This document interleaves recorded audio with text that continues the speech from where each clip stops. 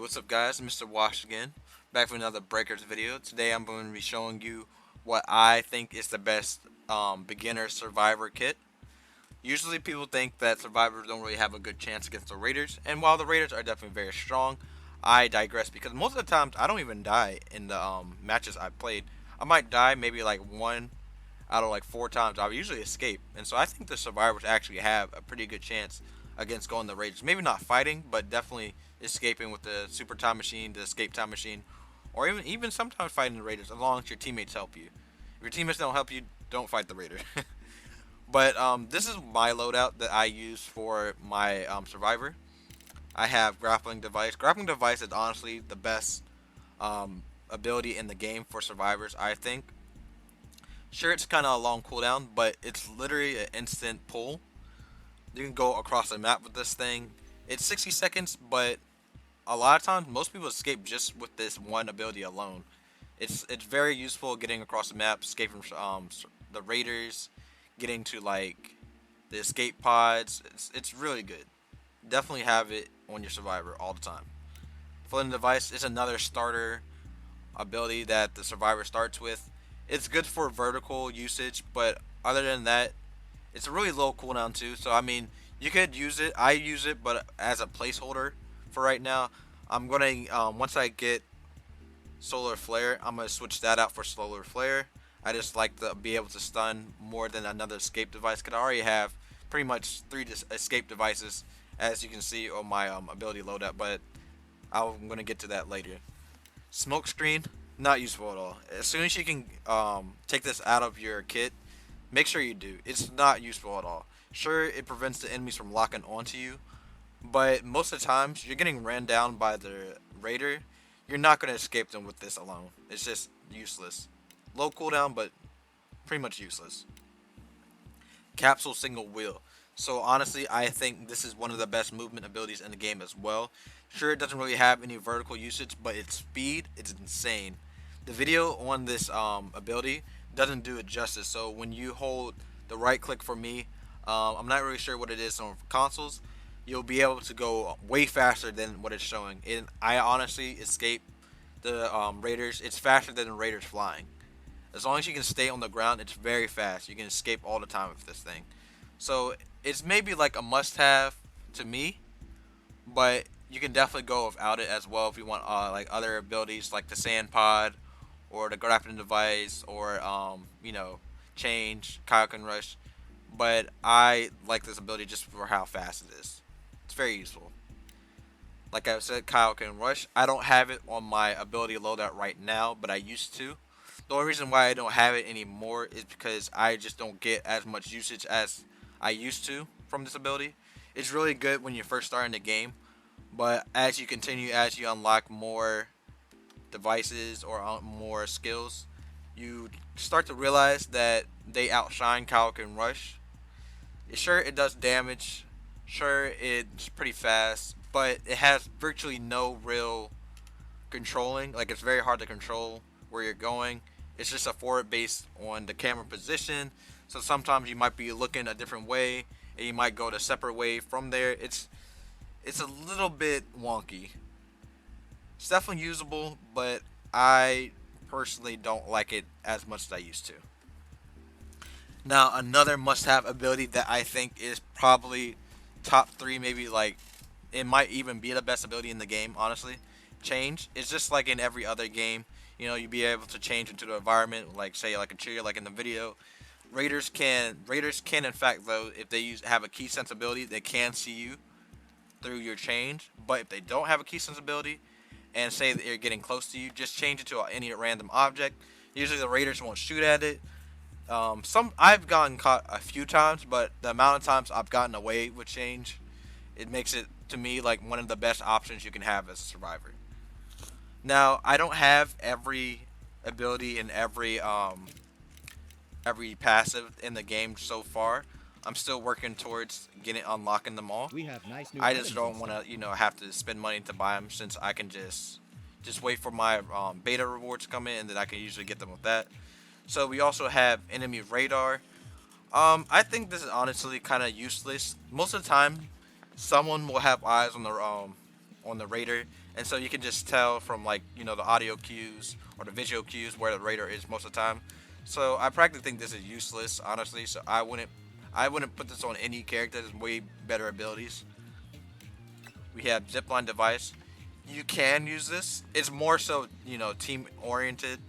It's definitely like the same as grappling hook, but I think grappling hook is just better because this you can only it's like you only have a real usage for this when you're with your team completely. So say if you are with your team, it's great. Say you're playing with a whole bunch of friends, it's great. But by yourself, I think grappling the device is just better. It's faster. It's more practical to use. It's just better, honestly. So we got trap device. I in the beta I used to use this a little bit. I didn't use it too much because I just like the solar flare or Kyle can rush better. Trap device is 30 seconds, so it's a low cooldown. You can definitely use it. I think other options are better though because usually raiders don't really fall for this most of the time unless you're playing against like a newer player. And most of the times raiders aren't going to be flying towards you like in this video. They're going to be like shooting you from afar, and then once you're dead, they're going to come up to you and finish you off. So this is for this to be a video on it. I don't think it's very good to explain how to use this in the best options. I think the best option to use this is say like you're on the mountain or like on like a green hillside or whatever, and they're coming into the little cave like where you can hide at. If you put a trap device in the cave while the raiders coming at you, sure it'll stun them. You can run out, but if it's in like an open field like in this video, I don't think it's that great. Usable, but not that great. Hovering device, I think this is personally one of the best passives in the game as well. Just being able to hover once you jump and get you a lot of distance so you don't have to run everywhere. Got power charger, again a really good one. It's better for like newer players and even experienced players. The charge is decently. It's kind of slow, but it's not too slow to where it's like to the point that you won't get level one at like a decent enough time. You'll probably get level one if you're just using this alone, probably in like the first couple minutes or whatever playing a match. But if you're using this with collecting the dragon change orbs, you can pretty much get level one in like the first, probably like for on their first minute of the match. So it's definitely really good as a passive. Emergency escape device. I don't think this is very good at all. There's usually ways to escape, like you can grapple, you can change, you can use a little zip lines, everything. There's a ton of ways to escape once a raider is trying to destroy the terrain. Plus, even if you do get to use this, as you can see, the character still takes damage. So you're pretty much taking damage for really no reason, honestly. And you're relying on something that you could just do yourself by just running out of the zone. I don't see a lot of players really get hit by the terrain destruction attacks. It's usually just for the raiders to like get rid of most spots or more spots where survivors can hide at. Not really for killing survivors. Alright, so let's go back to what passes I have on my character. So for the passives I have on my character right now, I have the moon speed boost. It gives me increases your movement speed on dirt and sand while not using dragon change. I think it's a 10% increase. Yeah, it's decent enough. It's not the fastest. It's not the fastest mobility passive you can get, but it's decent enough. And I don't really use any other passives than the four I have right now until I get more in the game. We have on guard, heartbeat range 50%. So increases the range at which you can hear the heartbeat of the approaching raider. Again, I don't think this is really good at all. Maybe if your whole thing is that you want to just hide from the raider, collect keys, and be safe, not fight or not do anything to get in the sight of the raider. Maybe sure this is good for you, but I personally don't really have a problem hiding from the raider or getting away from them, so I don't use this at all. We have wall kick. This is again I think one of the best passives in the game as well.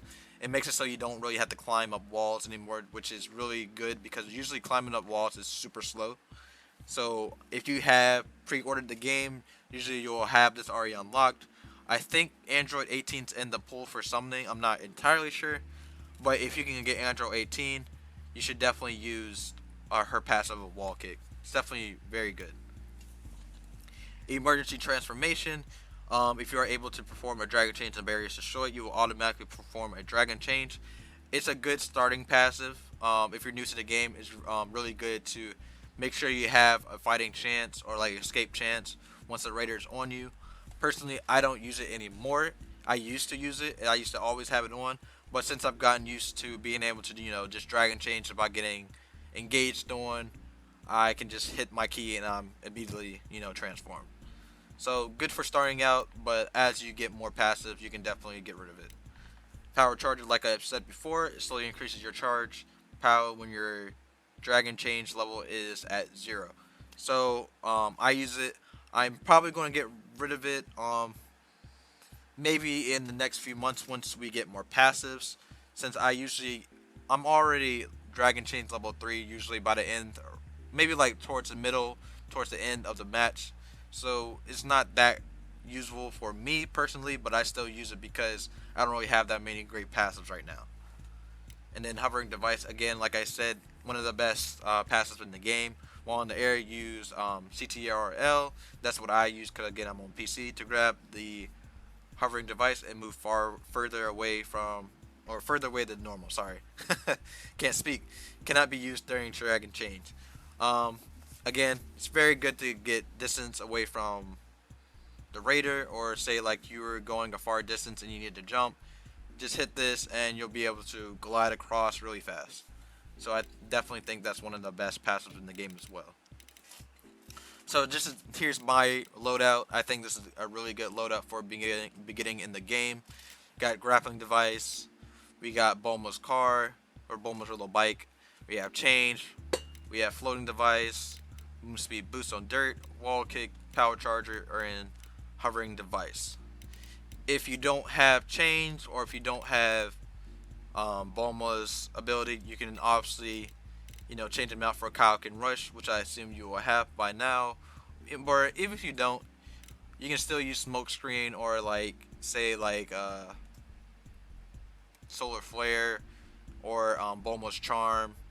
Definitely other options to use. But if you want your best, or you want the most success in your games, definitely try to get change at level 10, and definitely try to get Bulma's ability at level 10 because they're just so useful.